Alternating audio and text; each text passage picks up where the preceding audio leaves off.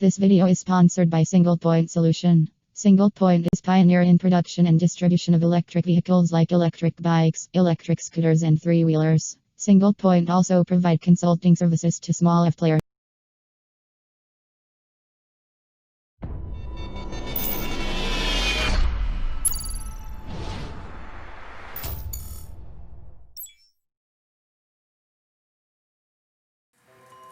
Hello friends, this is Chandrakant from Akulmac Technologies and welcome to this edition of Top Brass Nation. And as the name of the program suggests, the China is showing aggression at the border, at the Indian border, and why they are doing that. So in this episode, we will discuss this and analyze whether the Chinese are stupid. I don't think they are stupid. I think they are very smart. So we will go step by step analyzing what is going on, and the standoff is now more than 3 months. Both armies are facing each other, and it's a huge setup. So what is going on and what is the logic behind the whole thing? And one might think that this standoff started 3 months back, but we feel that the standoff really started in 2017. The preparation and making a plan, because such large armies don't move without a plan. So in 2017 there was a Doklam standoff. Doklam is a place in a neighboring country called Bhutan, and Chinese army entered this place called Doklam, and the Indian army actually entered Bhutan and tried to stop them.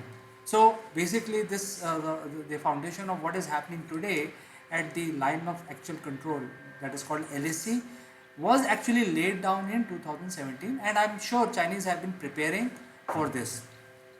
So now let's understand what is going on and why there is a standoff with huge build-up on both sides. The Indians have stopped their aggression, and they are standing face to face in front of Chinese army. So really, if you understand these two countries, they both were very poor countries in 1947-48. India got independence from British, and Chinese government announced the communism in that country. I think we will discuss all of these points and as point wise. And then India became a democratic republic with federal foundation, and Chinese became a communist country. And China has a big army. Of course, China is the most populous country of the world today. So the whole problem between India, China and Pakistan is with regard to the border disputes.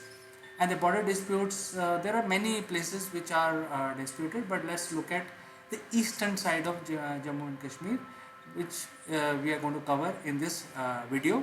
We will not talk about Pakistan, because that is not a subject that we want to discuss today. So in 1962 there was a battle between India and China, in which India lost the battle, and the Aksai Chin is so-called the area acquired by Chinese. Now the problem is with this invasion in 1962, the battle happened at the same place where the two armies are loggerhead with each other. So the whole point is, when they actually came into India in 1962, acquired this land and defeated India at this point, which is called the Galwan Valley, etc. The battle was happening at that point. Then why they are doing that again? Because if you have defeated a country and you have taken over the land, why you have to fight for it again? So I think we will go step by step, and this is where basically the subject of today's discussion.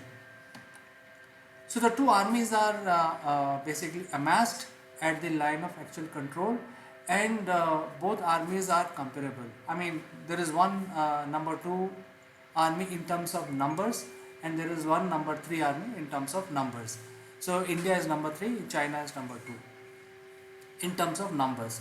So both armies are pretty large, lot of soldiers, lot of armaments, and it's a big country.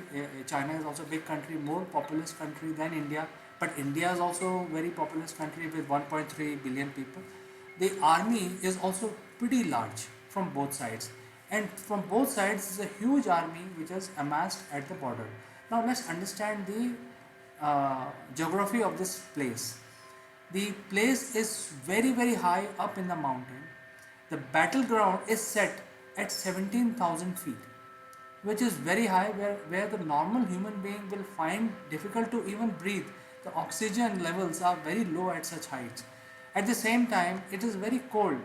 So right now the summers are ending, but during summer also the temperature cannot does not go below minus 25 or minus 30. So usually these places are so cold and so high up where a normal life cannot exist. There are only very few um, animals, but most of the plants, most of the human population is far below than this height where the battleground is set. Now it is the same problem for both parties, India as well as China. They have to bring their armament and they have to bring their soldiers to fight with the enemy nation.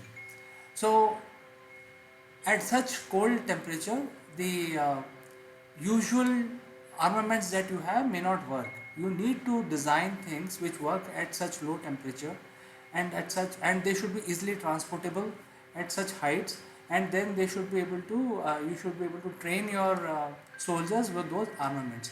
So I think this is a problem with both sides. So here India has an edge when it comes to face on the ground fight, simply because the Indian soldiers are well accustomed to fight on the height. There are places in India which are patrolled throughout the year 24 by 7 by Indian Army. So they are already well suited, well trained to operate at a height. Second advantage Indian Army has is that they are battle hardened. They have fought a lot of battles in variety of terrain. So they have experience of fighting in the sand, fighting in snow, on the mountains, in the desert, and so on, in the water. There are many training institutes which give such training in India, which are obviously operated by the army establishment. Then there are a lot of training which is available for smart uh, commando training, which are trained in all kinds of warfare. So India is very well trained, battle hardened, lot of experience, and have equal amount of armament as much as China. Now, if you look at the Chinese geography on the Chinese side, it is a plateau. It is a world largest plateau called Tibet, and so you can come up to the border area where the Himalayas starts. You can come south towards India. The problem is the Indian side is having a lot of gorge, valleys, mountains, and the Indians have a bigger problem in terms of understanding the geography. But if China starts a war with India, they will have to face the same problem, because they can come over the plateau and they can reach the boundary of India. But then what happens after that? So in the battle, they will have to face the same challenges that India is facing right now. Whereas India has overcome these bottlenecks because they have a lot of experience, they have a lot of soldiers who are accustomed to work, to live, to work, to fight at such height. They are trained at such height. Um, you know, the soldiers, Indian soldiers can run for 30-kilometer dash with full pack on their shoulders and back at such height. So they are very well trained, very well familiar with their surrounding. So in this department, where there is a face-to-face fight happens, India definitely gets an edge. And that probably explains the reason why the two parties are not still started the war, even though there are skirmishes here and there, but they have not started the full-fledged war. And China is the invader, but they should have started it, but they also not started. They have amassed at the border, but they are waiting for something. So let's analyze what is the next department, which is the air department. Now if you look at the air, the role of the combat aircraft is basically to attain the air supremacy. That means from the height you can see the vast area and you can control things which are unfolding at the ground. and if your aircraft in the air, you have better control of the war field. That is actually the role of the Air Force, to eliminate enemy radar systems, enemy tracking devices, and enemy military installations on the ground. And once they attain that, they'll be just hovering over on the top to get the air supremacy. This is exactly what US achieved in the Iraq war within first 2 days, first 48 hours, where after that the war continued on the ground for a couple of months, couple of days, but the US had the complete air supremacy on the battleground. Now if you look at the India-China situation, today's fighter planes, fully loaded, are very heavy. They need to take off with full armament, but on Chinese side you cannot make airports which are on the Tibet plateau, because the atmosphere is very thin. So when the aircraft try to take off from such environment, they cannot take off with the complete payload. So even though the Chinese Air Force has all the equipment and all the fighter planes very advanced, as we know about it, J-20, which is comparable to India's Rafales, but they have to take off from the air bases which are quite interior into China, and they are quite far off from the battleground. So by the time these aeroplanes reach the battleground in the Himalayas, they will be running short of fuel, and they will have only few minutes to engage with the Indian aeroplanes, Indian fighter planes. So this is a big situation for Chinese Air Force. Whereas on Indian side, there are air bases already on the ground, and where the advanced Sukhois and Jaguars and Rafales can take off with full load, full armament, and within 2 minutes they can reach the heights of Himalayas. So the Indian in this department in the Air Force, even though the Chinese planes may be, they may have more number of planes, but when they send their aeroplanes, they will not be effective enough to counter the preparation done by the Indian Air Force. So here in this department also, the Indian Air Force have an edge, because they are much more equipped and well trained and suited to defend their boundaries. So this is with regard to the Air Force. So let's look at the third aspect, which is the Navy. So very little is known about Chinese Navy. They have not done, apart from firing some rockets here and there, they have not got into any sort of naval warfare so far. So we don't know much about their capabilities. They may have a capability, but their capabilities are not proven. On the other hand, the Indian naval forces are quite capable. They have aircraft carrier, they have destroyers, cruisers, frigate, all kinds of category of battleships Indian Navy has, and they have also achieved complete blockades. They have managed blockades during battle in the past. So they have a lot of experience of fighting and creating blockade for the enemy countries. The biggest advantage Indian Navy has is that they have an ally called United States, which has the biggest navy in the world. And United States and India can, in case of a war situation, can completely block Chinese trade coming from the South China Sea. There could be complete blockade. So I think even without knowing Chinese Navy capabilities, it is fairly certain that the China will have a real big problem if they get into any naval warfare. So that is with regard to the Navy side of it. So we are just analyzing why the two armies are loggerhead but not fighting. So I think we are covering one after the other all aspects. The fourth aspect is basically the intercontinental ballistic missiles. So if you look at India and China, both countries have the intercontinental ballistic missile ICBMs. Both countries are nuclear powered. So if they want to fire and use this option, they can target various cities and they can reach out to various cities. India can fire on China, China can fire on India, and they can destroy cities and kill a lot of civilians. The whole problem with this option is that the objectivity is not achieved because both are equally matched. Even though China may have a better rocket systems, more advanced, but when you fire a rocket is a rocket. Both parties can fire on each other. Both parties can kill thousands of people, destroy cities. But the objectivity of going into war is not achieved. I think the history has taught us that until unless you have a clear conviction and clear objective in mind, you should not invade. Whereas China has decided to invade, but they are halted at the border. The Indian army has given them a bloody nose, and Indian army is actually stopping their advance. But they are not fighting. Both parties are still logger jammed, but they are not fighting. This is an option which is not going to be used, even though both countries have very advanced, very long range continental ballistic missiles, but these will not be used. I don't think any country will like to use this option because of the no objectivity. They will not be able to destroy any military installation, but they will end up killing a lot of civilians and destroying a lot of cities on both sides.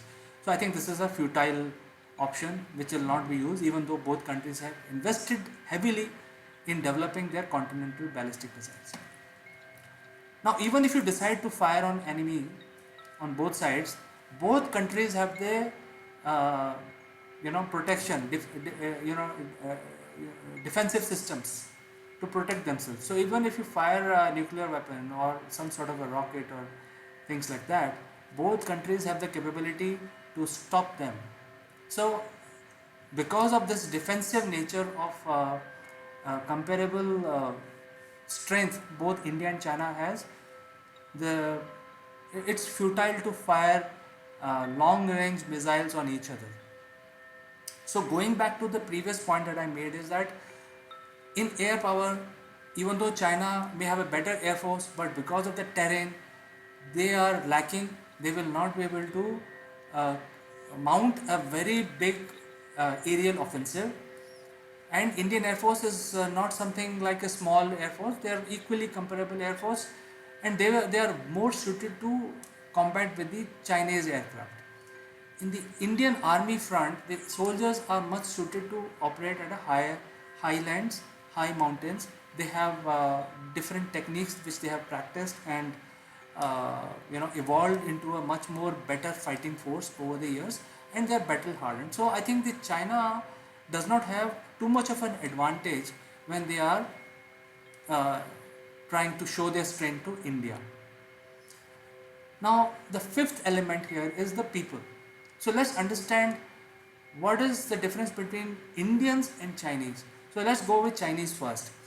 See, the China became a communist country in 1947-48, around 50s, last century, and then they decided, I mean, they were a very poor country, just like India was also a very poor country, but Chinese decided to implement a one-child policy, whereas Indian government did not impose anything. I mean, the whole point is that both government wanted to control the population because both countries were poor, and the Chinese government decided to impose the one-child policy. Now, since 50s till now, multiple generations have come and gone. At least 5 to 6 generations have come.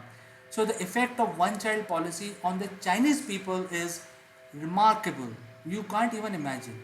The point is that one parent can have only one child, and over the years they have lost the connection between their families. So if you look at a Chinese person, the chances are almost like 90% they will not have relatives other than their parents.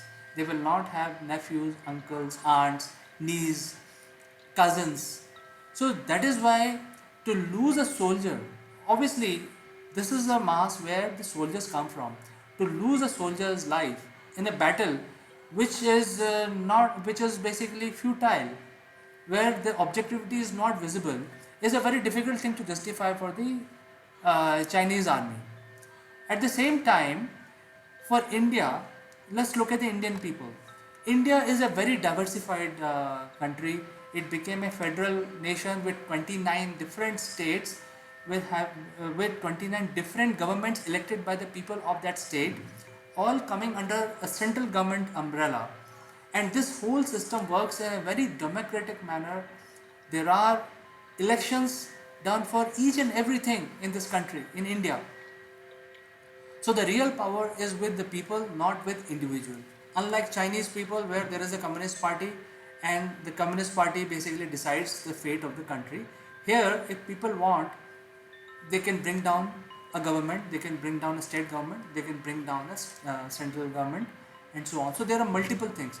At the same time, there is a legal system which is independent of politics. That is a big difference. In India, nobody can influence the legal system of India. And the third difference here, which is driven by people, is the media. And as we say in India, media is the fourth pillar of democracy. So media is completely kept independent of politics, not legally bound, and there is freedom of expression. So this is how the India as a country evolved. Uh, Both countries, India and China, most populous countries of the world, almost 50 to 60% of the population lives in these two countries. They started in 50s, both were poor, but they took a different path. Whereas the Chinese people became very, very in a silo, whereas India evolved in a multiracial, multi-religion, multicultural civilization. So this is a difference between India and China.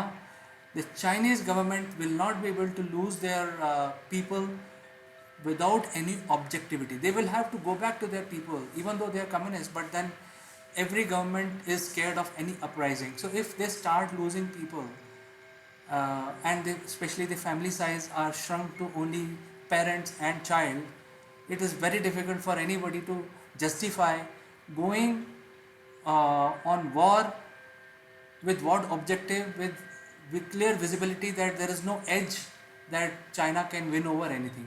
Even if they are able to win, the Indian people are so different from Chinese people, they cannot be ruled, they will be uprising. So I think it's very clearly visible that what China is trying to show to the world by coming and attacking India is something which I'm sure they are not stupid, they already know that this is a battle which they cannot win, and it's a futile.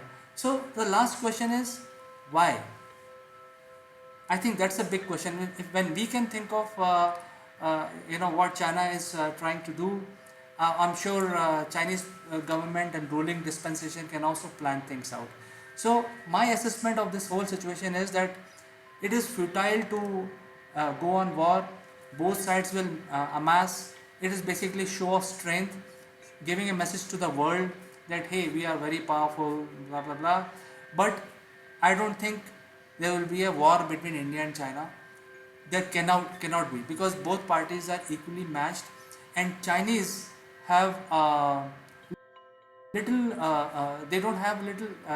India has a little edge. Chinese does not seems to have a lot of advantage, and they are the aggressor. So they are, if they want to basically attack India, they should have some objective in mind. It does not look like that they have a clear objective. They have come to the border, they have created a situation, but they are not coming forward and they are not starting the war. Why? So that's really the question. So I think they are trying to give a message. They are saying that hey, um, divert attention maybe, or they are saying that let's resolve our border issues, but they want to invite India on a border talk, but they want to show that they are calling India for a border talk and settle the issue forever for two civilizations to coexist, but from a position of strength. So they are trying to show off that they are strong. They are, but maybe that is something that they have in mind. So many conversations have happened between two countries. Delegation level talks have happened. Nothing has come out. So it is status quo. Indian Army Corps commanders meetings have happened. So many. At least Indians know about all this transparently because we have a very independent media. Everything is discussed. There is a parliament. There are assemblies in all states. Everything is openly known to people of India and the world. Because if we know everything, obviously the media is networked today, everybody knows what is happening on the Indian China border. But I have my doubt what is being fed to Chinese people, what is the level of information they have.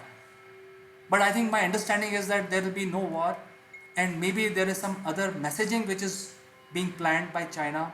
And I'm perfect in my thought process that Chinese are not stupid. They are not going to wage a war with India. They are not going to basically waste their manpower.